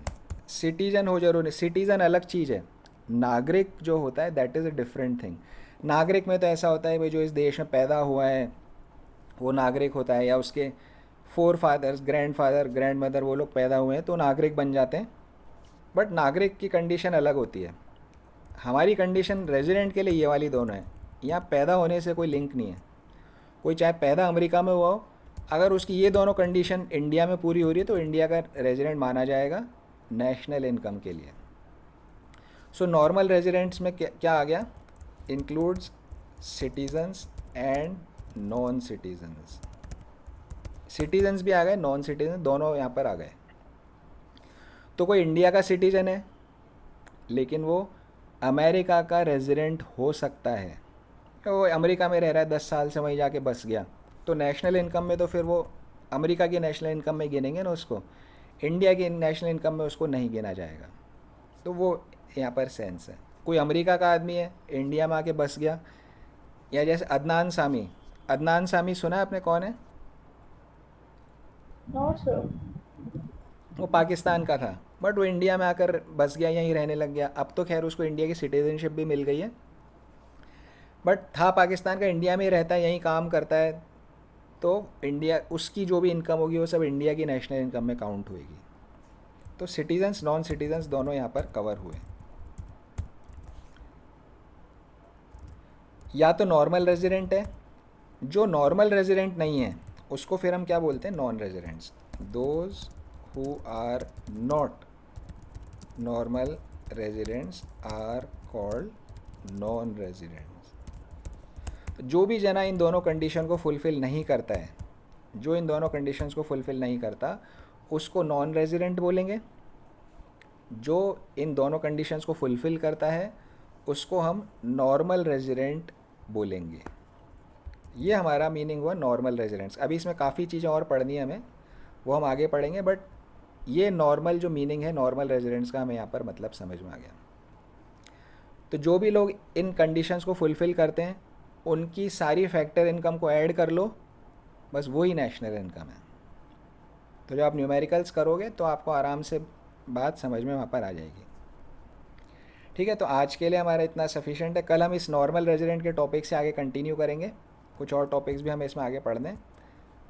सो आज की क्लास हम यहाँ पे क्लोज करते हैं। आज की क्लास में आपको कुछ डाउट, कुछ क्वेश्चन अभी तो आप अभी पूछ सकते हैं। नहीं, आज की क्लास से तो कोई डाउट नहीं है। कोई डाउट नहीं, ओके ठीक है। तो ये अभी आगे के चैप्टर आपको आसान ही लगने वाले हैं नेशनल इनकम सर के। कोई आसान नहीं है। हाँ जी, सर कोई आसान नहीं है। कोई आसान नहीं है? नहीं सर, क्यों नहीं कोई आसान? सर सारे वो बेसिक कॉन्सेप्ट वाला इजी था, ये सारे पता नहीं क्या है। अरे मनी, नहीं है, ऐसा आप किस बिहाफ पे बोल रहे हो? सर बहुत डिफिकल्ट टॉपिक्स है। अभी जो पढ़ा ये डिफ़िकल्ट है? नहीं, ये तो इजी है जो आगे वाले सर आपने बोला। नहीं नहीं, आगे वाले और भी आसान हैं, ऐसे अरे फिर चुटकियों में झूठ समझ मत में आ जाएंगे बोलो। आपको। मे बी आपको, आई डोंट नो आप ऐसे क्यों बोल रहे हो आगे वाले डिफ़िकल्ट है, बट एक्चुअली आगे वाले आसान है। रियल में जब आप न्यूमेरिकल्स करो तो आपको न्यूमेरिकल्स लगेगा, अभी तो आपको लगता होगा यार न्यूमेरिकल पता नहीं क्या चीज़ है, लगता है ऐसा? ओ लास्ट ईयर का तो स्टैटिस्टिक्स तो बिल्कुल नहीं समझ में आ रहा था, पर अभी ठीक है, स्टैटिस्टिक्स नहीं है तो। अच्छा, लास्ट ईयर का स्टैटिस्टिक्स बिल्कुल समझ नहीं आया था? बिल्कुल नहीं आता मीन था। मीडियन मोड कुछ समझ नहीं आया? कुछ वो सर आपको पता है इतने बड़े बड़े फॉर्मूला होते हैं उसके। अरे इतना और बड़ा फार्मूला नहीं यूज़ करना होता। मीन मीडियन मोड वाला ही बोल रहे हो ना आप? हाँ सर वही, उसके जो टाइप्स के थे, हर एक देखो, मीन अलग। एक्चुअली बात समझाने का थोड़ा सा तरीका होता है। अब मैं मीन मीडियन मोड आपको आसानी से बताता हूँ, 1 मिनट में आपको समझ आ जाएगा। अपना कोई लिंक नहीं, जस्ट थोड़ा सा 5 मिनट बताता हूँ आपको। जिस चैप्टर में आपको ये तो याद है मीन मीडियन मोड पढ़ा था टॉपिक कुछ? हाँ ये तो ये याद तो है। याद है। उस चैप्टर का नाम क्या था? सर वो याद नहीं है। उस चैप्टर का नाम था measures of central tendency. Measures of central tendency, ठीक है ना, ये उस चैप्टर का नाम था। आप अगर बुक खोल के देखोगे तो ये होता है। इसमें तीन चीज़ें होती हैं, मीन, मीडियन, मोड, है ना। फिर मीडियन भी कई अलग अलग तरह के होते हैं। जस्ट 2 मिनट बता रहा हूँ आपको कि चीज़ को किस एंगल से आप समझ रहे हो, क्यों बनाया जा रहा है। देखो मेरे पास कोई डेटा है, स्टैटिस्टिक्स का मतलब खूब सारा डेटा इकट्ठा होता है, कितनी जनसंख्या है, कितने लोग देश में रहते हैं, कितनी बर्थ्स हुई, कितनी डेथ्स हुई, कितने लोग नौकरी करते हैं, कितने बेरोजगार हैं, ये सारा डेटा को स्टडी करना है, करेक्ट यस सर। है ना। स्टैटिस्टिक्स में डेटा, अब मेरे पास मान लिया कोई डेटा है 1 2 4 6 7 8 9 10, ये कुछ मेरे पास डेटा है, ऐसे करके हज़ारों लाइनें मेरे पास डेटा की है। मेजर्स ऑफ सेंट्रल टेंडेंसी का मतलब क्या है कि मुझे ये जानना है कि इस पूरे डेटा के बीच में क्या आता है, बीच में सेंट्रल टेंडेंसी, तो इस डेटा के बीच में क्या आता है वो मुझे जानना है। मीन मतलब एवरेज है, कि एवरेज निकाल लो। जैसे इनको सबको मैं जोड़ लूँगा, और कितने आइटम है यहाँ पे, 425, 425 काउंट कितना है, टोटल 425 है, और 18 आइटम है, डिवाइड बाई 18, तो इसके डिवाइड ही नहीं हुआ। तो इनके सबके, इसका अगर एवरेज निकालूं तो बीच के अंदर ये 24 आता है, तो ये एवरेज है, दिस इज़ कॉल्ड मीन। ये बीच के अंदर इनका एक एवरेज क्या है, अगर सबसे छोटा नंबर 1 है, सबसे बड़ा ये यहाँ पर है कितना है 45 जो भी है, तो इनका सबको जोड़ने पे एवरेज क्या आता है, दिस इज़ मीन। स्टैटिस्टिक्स तो सबसे आसान लगती थी हमारे को, आपको आई डोंट नो डिफ़िकल्ट क्यों लगती है। सर ऑनलाइन पढ़ाया था ना इसलिए। हाँ हो सकता है मे बी। मीडियन, मीडियन क्या होता है कि यहाँ पर पूरे डेटा को मैं सॉर्ट कर देता हूँ। अभी तो डेटा ऊपर नीचे लिखा हुआ है, इसको मैं सॉर्ट कर देता हूँ असेंडिंग डिसेंडिंग ऑर्डर में, ठीक है ना। ये मैंने इसको सॉर्ट कर दिया। अब जितने भी आइटम है मिडिल वैल्यू पे क्या है, दैट इज़ मीडियन। मतलब मीडियन वैल्यू क्या करेगी, आधे डेटा को 2 टुकड़े में बांट देगी। जैसे ये 1 से लेकर के ये कितने हैं मेरे पास, 18 है, तो बीच वाला जो बीच में करीब ये पड़ेगा, तो दिस इज़ माई मीडियन। तो ये बीच वाली सारे डेटा के बीच के अंदर क्या आता है वो निकालना है measures of central tendency. Mode होता है, मोड मतलब क्या होता है कि यहाँ पर कितने नंबर आ रहे हैं, कौन सा नंबर सबसे ज़्यादा बार आ रहा है। देखो कौन सा नंबर, जैसे 45 2 बार आ रहा है, 69 बाकी सब एक एक बार आ रहे हैं, तो मोड इज़ 45। कौन सा नंबर सबसे ज़्यादा बार आ रहा है, दैट इज़ योर मोड। तो इसलिए फिर आप वो बनाते थे ना, 4 डंडे खींचते थे, फिर एक लाइन काटते थे। ध्यान है, नहीं ध्यान है? सर और 11 स्टैंडर्ड याद ही नहीं रखना है। अच्छा उसको याद ही नहीं रखना है ये सबसे बढ़िया चीज़ है। ऐसे करते थे एक, फिर उसके बाद गिन के करते थे यहाँ पर क्या गया। अच्छा याद ही नहीं रखना तो फिर तो बात ही ख़त्म हो गई। लेकिन जब आप आगे कॉलेज में जाओगे तो वहाँ स्टैटिस्टिक्स फिर आएगी, वो छोड़ेगी नहीं आपको। 2 ऐसे गिनते जाते थे, फिर एक 3, फिर एक और आता था 4, और फिर एक और आएगा जो इसको टेढ़ा काट देगा। ऐसा करने का पर्पस क्या है कि भाई 5 हो गए, अब मुझे बार बार गिनना नहीं पड़ेगा, 5 है ऐसा बना है मतलब 5 हो गए। तो डेटा के बीच में क्या आ रहा है सिर्फ ये जानना, is mean median mode. Just 1 minute आपको जस्ट पर्सपेक्टिव देना था कि इस तरह से चीज़ों को समझना चाहिए कि डेटा के बीच में क्या आ रहा सर है। ये तो बेसिक वाला है, जो बड़े बड़े नहीं आते थे, वो रूट निकालना है, x square minus y square function x, फिर वो उसका पूरा नंबर ऑफ करना था। स्टैंडर्ड डेविएशन, सर ऐसे ही कुछ बहुत सारे थे। वो यही था स्टैंडर्ड डेविएशन। अब स्टैंडर्ड डेविएशन क्या होता है, देखो यहाँ पर स्टैटिस्टिक्स की। आपने एवरेज निकाल लिया, 24 का एवरेज आया, ठीक है। अब 24 का एवरेज आया, मुझे देखना है हर नंबर कितना वेरिएशन है, 24 24, ये सारे एवरेज है। एवरेज से हर नंबर कितना दूरी पर है, एवरेज से हर नंबर कितना दूरी पर है। जैसे ये 23 दूर है, ये 22 दूर है, ये 21 दूर है, ये 20 दूर है, ऐसे सारे डेविएशन निकाल लो, अलग अलग आएंगे। इन सब का एवरेज निकाल लो तो स्टैंडर्ड डेविएशन हो जाएगा। और वो निकालने के लिए वो एक्स स्क्वायर वाई स्क्वायर और वो सब चीज़ें होती है, बट पहले बेसिक सेंस समझ में आना चाहिए चीज़ है क्या, है ना। हम क्या करते हैं बेसिकली लेमैन टर्म्स में चीज़ का समझ पता होता नहीं है, एक स्टैंडर्ड डेविएशन क्या, मीन मीडियन क्या है, धमाधम फार्मूले लगाना शुरू हो जाता है, तो वो स्टैटिस्टिक्स न रह के वो मैथमेटिक्स बन जाती है।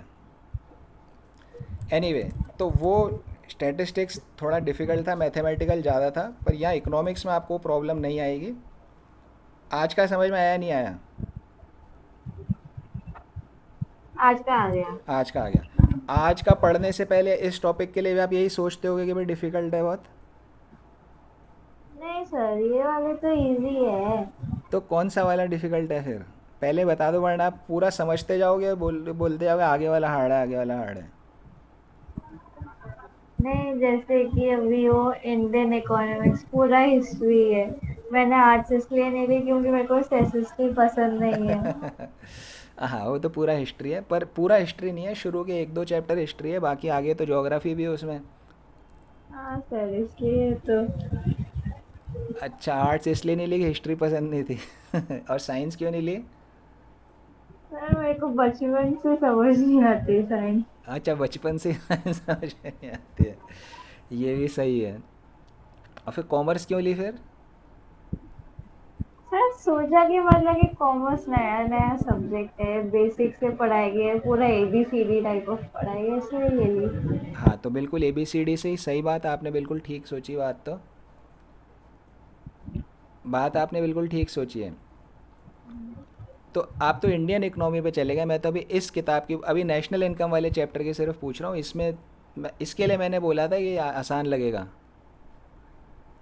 तो ये आसान लगेगा या ये हार्ड है ये भी? सर आप पढ़ाओगे तो ऐसा नहीं लगेगा फिर। नहीं, मेरे पढ़ाने की नहीं, जो आप हार्ड बोल रहे थे वो नेशनल इनकम के लिए बोल रहे थे, या नेशनल इनकम तो आसान है लेकिन बाकी इंडियन इकोनॉमी वाली किताब हार्ड है? Yes sir. अच्छा, नेशनल इनकम तो आसान है। हाँ, नेशनल ये वाला चैप्टर अच्छा है। अच्छा, मैंने सिर्फ आसान इसके लिए बोला था, नेशनल इनकम के जो दो चैप्टर हैं वो आसान लगेंगे आपको आगे।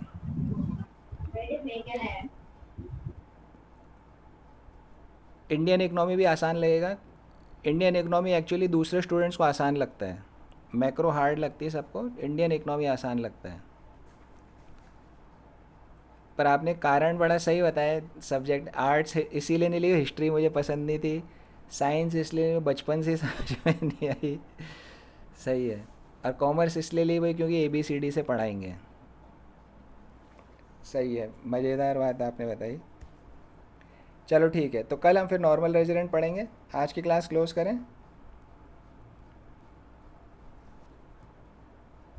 Yes sir. ओके जी, बाय बाय।